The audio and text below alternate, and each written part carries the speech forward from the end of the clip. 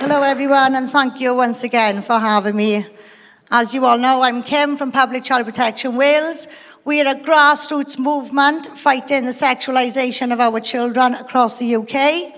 The last time I was here, I explained to you about our fight, the democratic process, the judicial process, and I explained to you a bit about comprehensive sexuality education. So I'm going to show you some of the contents here today, and we're going to discuss a little bit of how we can fight this.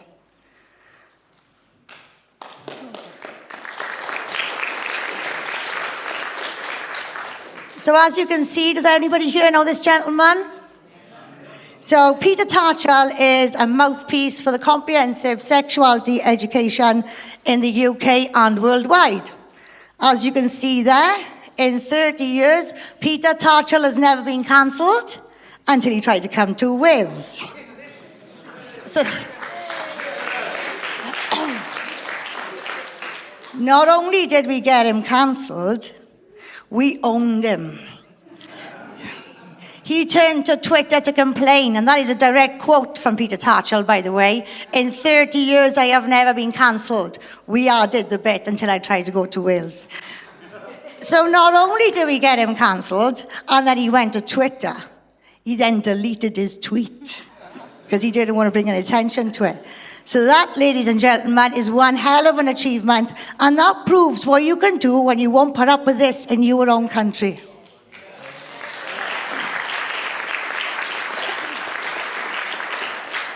So comprehensive sexuality education. We've heard a lot about the World Health Organization, United Nations, and it's no different for this.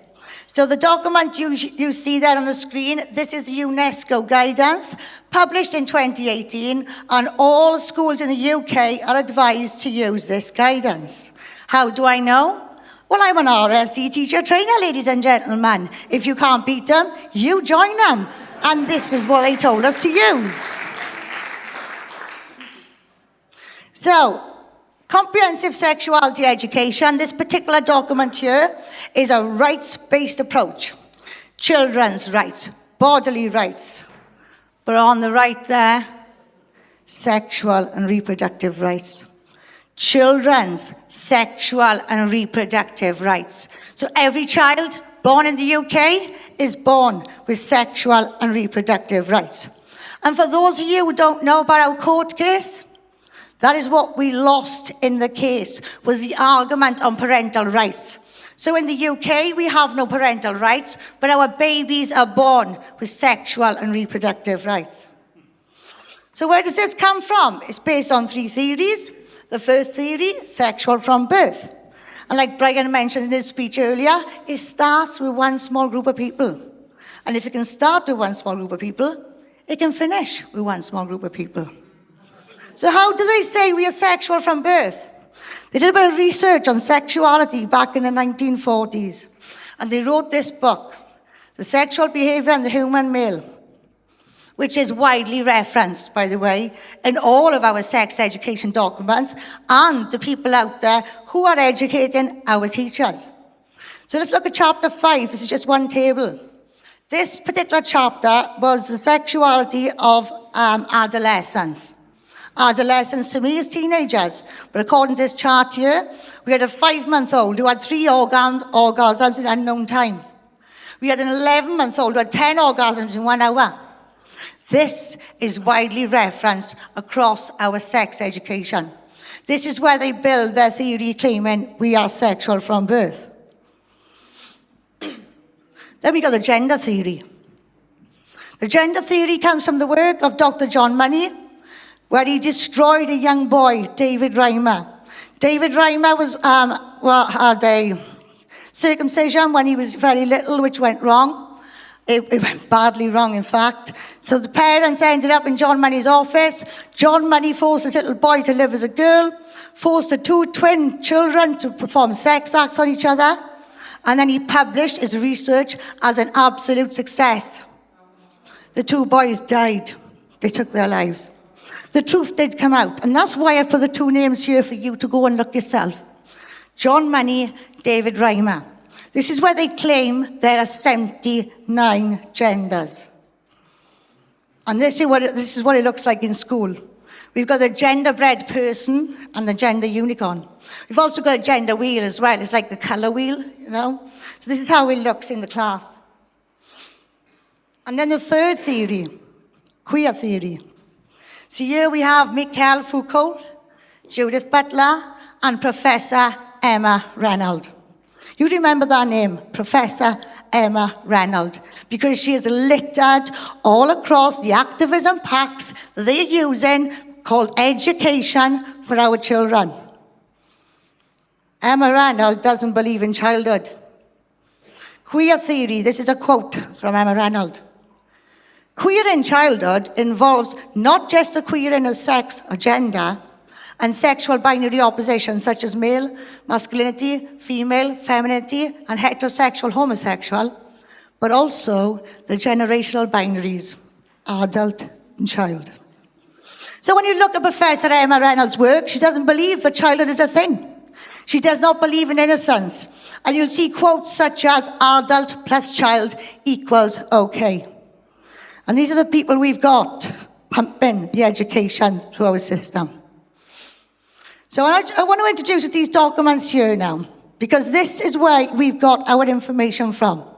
The first document here on the right, the Sexuality Education in Europe, is a study done on 25 countries assessing comprehensive sexuality education. This document is quite telling, because on page 174 is a study they did in England. They did a study in England, but there's a little side note saying it's to be applied to the whole of the UK. Page 8 of this document explains that they use the document on the left for decision making. So this document on the left was used for decision makers, policy makers, politicians, health professionals, and more. What does this document look like? As you can see, this document starts from birth, age 0 to 4. I want to draw your attention to the sexuality part of the matrix, where it clearly states children from birth can get enjoyment and pleasure when touching one's own body, early childhood masturbation. The fact that enjoyment and physical closeness is a normal part of everyday life. Gaining awareness of gender identity. Talk about unpleasurable feelings in one's own body. Express own needs and wishes in the context of playing doctors. And apparently, the children will then develop a positive attitude towards their body and respect for others. That's 0 to 4. Now, I know a lot of children don't go to school till age 4 or 5 in most of the UK, but for us in Wales, it's age 3. Age 4 to 6, pretty much the same thing. Enjoyment and pleasure when touching one's own body, early childhood masturbation. Appropriate sexual language, sexual feelings, enjoyment, closeness, excitement. Talk about sexual matters, consolidate their gender identity, and use sexual language in a non-offensive way. Apparently, the children will get a positive body image and respect from others from this.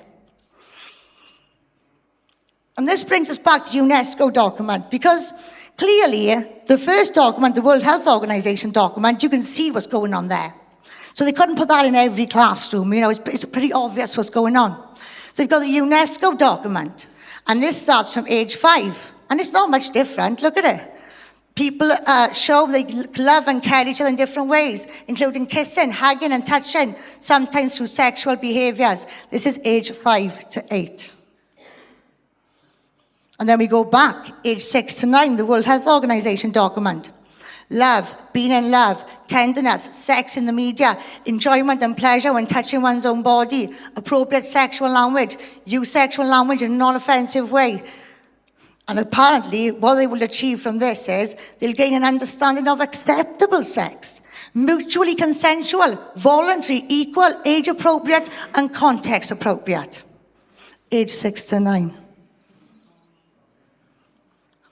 And then it goes up to age 9 to 12. We're not going to take you much further than this. Now, I'm going to stop at 9 to 12 because from age 9, in all of the documents, they're expecting children to have their first sexual experience.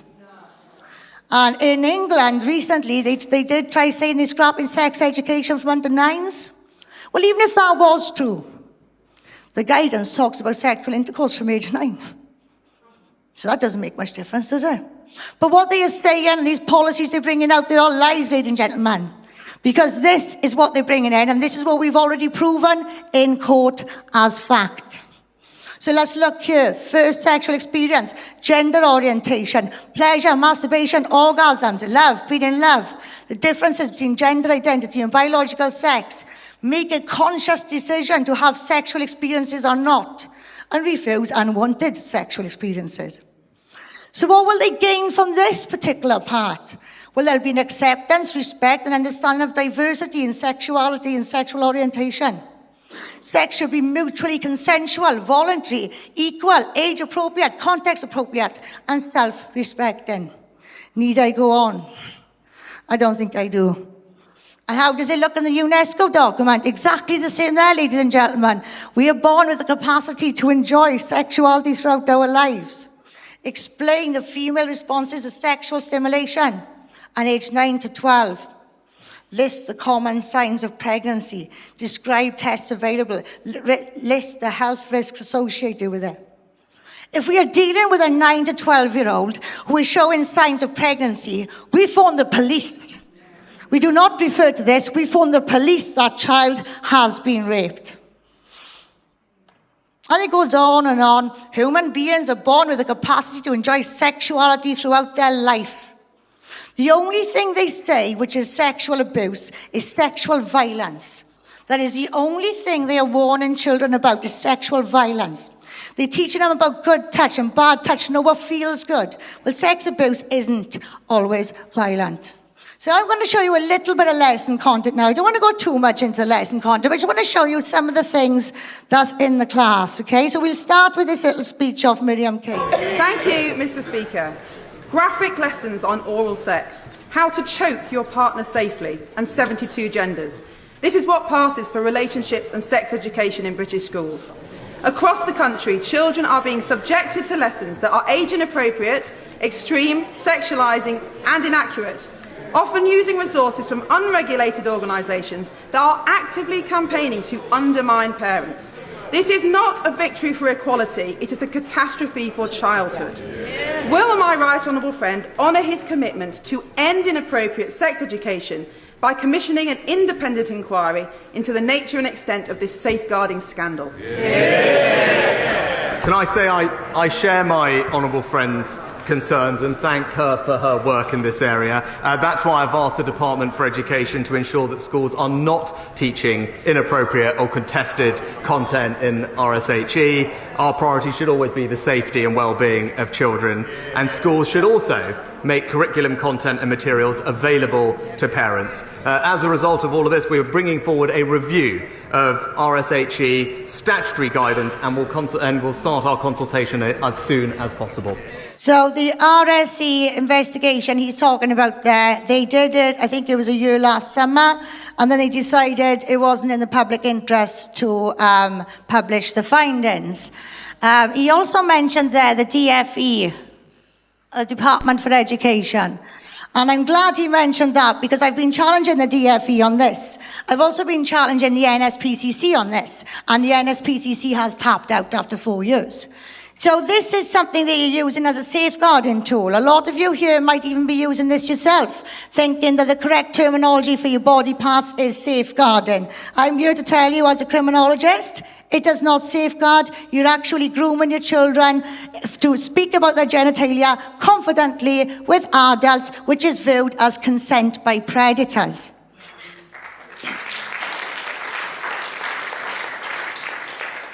So I've gone after the NSPCC because I want the research. I don't want the resources, I want the sources. I want to know where it's come from. I've got stacks of offender narratives telling me how they perpetrate against children. And this is the way they do it. Confidence, discussing genitalia, discussing underwear. So I want to know where this has come from. Oh, but somebody said, my uncle licked my cookie, my uncle stroked my mouth. I don't care about what somebody said. I want the evidence. And the only way you can prove this safeguards is if you've got a big, massive pile of Crown Prosecution Service cases that could not go through because a child did not know she got a vulva. Or You've got a group of children who know terminology, a group of children who don't know the terminology. You put them in a room and then you send in a load of predators. Unethical, it's never going to happen. But we do have the evidence that proves they see this as consent. So the NSPCC has finally given in, and they have finally given me the research in the form of 2 studies by a female in New South Wales in Australia, Walsh. These 2 studies are simply surveys of sexual prevention programs, ladies and gentlemen. This does not safeguard, this grooms. So now it brings us on to this little piece here. Now people say, oh no, they're not going to teach masturbation to 4-year-olds. No way will they do that. Not straight out. No, they go out around it, don't they? So here we've got self-stimulation. This hit 241 schools in England, and I'm going to read this out to you. There are rules about touching yourself too. Now, lots of people like to tickle or stroke themselves as it might feel nice. They might play with their hair, stroke their skin, or they may even touch their private parts. This is really very normal. However, some people may get cross or say it is dirty, especially when you touch your own privates. This is strange, as it's really very normal. However, it is not polite to do it when people are about. It is something we should only do when we're alone, perhaps in the bath or shower or in bed, a bit like picking your nose. It is certainly not polite to do it in the class when everyone is watching. I have a massive problem with this. The final line there. It is certainly not polite to do in a class when everyone is watching. Are these teachers trained for safeguarding or what? We should be watching non-verbal disclosures in our children. There are children out there who will touch. There are children out there who will not touch. This piece of programmed every 4-year-old to touch themselves because it feels nice. It's also programmed them all away from what we call a non-verbal disclosure. We need to look in children's behaviours. Sometimes they are telling us something. Now we have lost that non-verbal disclosure. And it goes on and on and on about sex. One way is that a man and woman love each other. They have sex. It's a special thing grown-ups do. How many children like to do the things that grown-ups do? So when they have sex, the man puts his penis in a woman's vagina, sperm comes out. I don't need to say anymore, ladies and gentlemen, do I? It's quite vile. That's age 5 to 8, by the way. And here we have, they take it a step further. This is age 9 to 12. If a man and woman are having sex, they both want to do it. He can put his penis inside a woman's vagina, gently move his penis in and out, and this might feel nice for both. This is the kind of thing you will see littered across the sex education in the UK, facts on oral sex, facts on anal sex. This is anal sex. Again, this comes from Scotland. As you can see, 44% popularity for females. This was a video which was supported by the NSPCC on the Scottish curriculum. At the top there, 40% like bondage. Underneath that, we've got threesomes. That is actually a video of 2 sausages coming into a bun for threesomes. This is apparently safe and ethical. And it's supposed to be fun and engaging. What do we have here? We have swallowing. And then the final picture there, 40% of women like anal. That's a jar of Nutella and banana that children are seeing in schools. Now, 96% of the Scottish population didn't like this. The Scottish Sun almost published it, but then all of a sudden it wouldn't go through. So, this is a little experiment I did a couple of weeks ago with the audience. So I'm not going to do this experiment with you, I'm going to do a different one. But I do want to talk about this, because these people are obsessed with our children's bodies, okay? They're obsessed with them. And you might think it's innocent, drawing around the hand, the feet, and the body. It would have been innocent had we not been dealing with this stuff now. So this particular piece called body mapping, the children are encouraged to draw around their body. And we've got little girls' mind with skirts on, okay? So you're instructing children to draw around the body. And if you look at the videos on Agenda, you will see little girls. They've all got their legs open with their skirts on, right? It's ridiculous. So you've got to draw around the body. Then you've got to think about where on the body it feels good to be touched. Starting with having your head stroked and how relaxing it feels. Turn to the person on your left and discuss with them, discuss on the body where it feels nice to be touched. Nothing is out of bounds.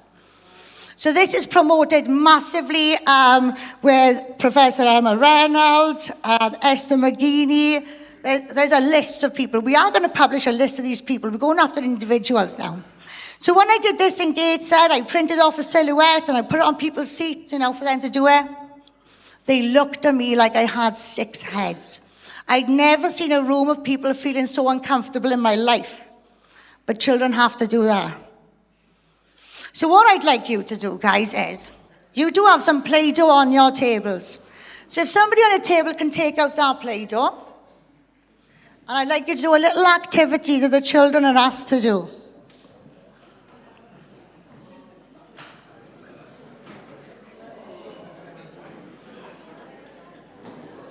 Right, so if we can have, if you're a male, and I do apologize for this, by the way, but I'm only instructing you to do this because I think it's only right that we get into the feel of it. We understand what's going on in the classrooms. So if you're a male, I would like you to create a vulva. If you're a female, I'd like you to create a penis.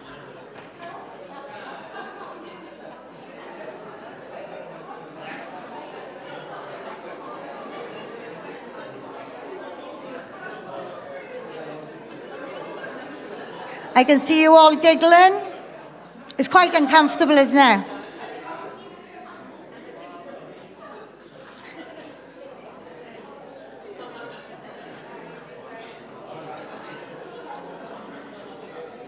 So how does that make you feel? How does that make you feel? You're grown adults, you're in a room with other grown adults, and you've been instructed to create genitalia. Young children then show each other the genitalia they've created. And apparently, this is one of their favourite activities alongside the body mapping. So these are the kind of things our children are doing, guys. This is what they call age appropriate. If it's in a cartoon, if it's colourful, or if it's clay, go for it. And I'm going to quote Esther McGeaney now. She says these words. This allows teachers to go off on a tangent. So, you must think it's mad. How is this stuff going into school? Our teachers are safeguard trained, this, that, and the other. Our teachers are not trained on one thing. They are not trained properly on child sex abuse, and they're specifically not trained on institutional child sex abuse. And that's what we are doing now as an organisation. We have just written our first training package, we've got a workbook which accompanies it, and we are putting that all across the UK.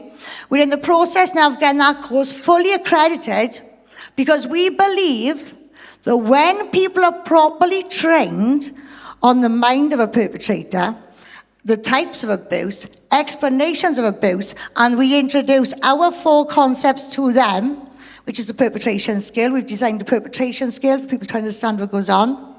We've also got the who, what, where, why process, where you question everything. And then we're pulling out grey areas, red flags. We're showing people how to safeguard before your safeguard training kicks in. We are showing people how to prevent. We are teaching them all about grooming. And that has been so powerful. We have had 100% positive feedback on that.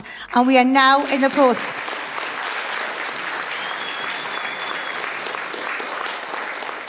And we are now in the process of getting that accredited. So it will be a qualification with that course. But what can you do? What can everyday people do? You talk. You create an environment where they're reluctant to put this in force. You teach your children that privates are private. And if anyone looks, talks, or touches your privates, you raise the alarm. We have to teach our children about groomers. And we have to teach our children that adults are groomed first. And if you've got a man coming into school in a dress and makeup, your teacher has been groomed. This is the only way we fight back. We educate and empower our children. As adults, every day on the streets, we have discussions. Now, some people find this stuff hard to talk about, so ask questions. There is something in the news every single week. You will find something on our website. Just find something, go to a friend and ask a question. Did you know? Have you seen?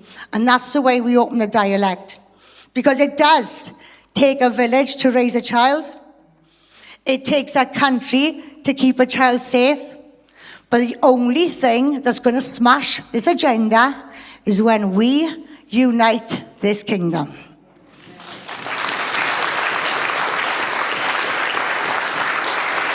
Thank you all.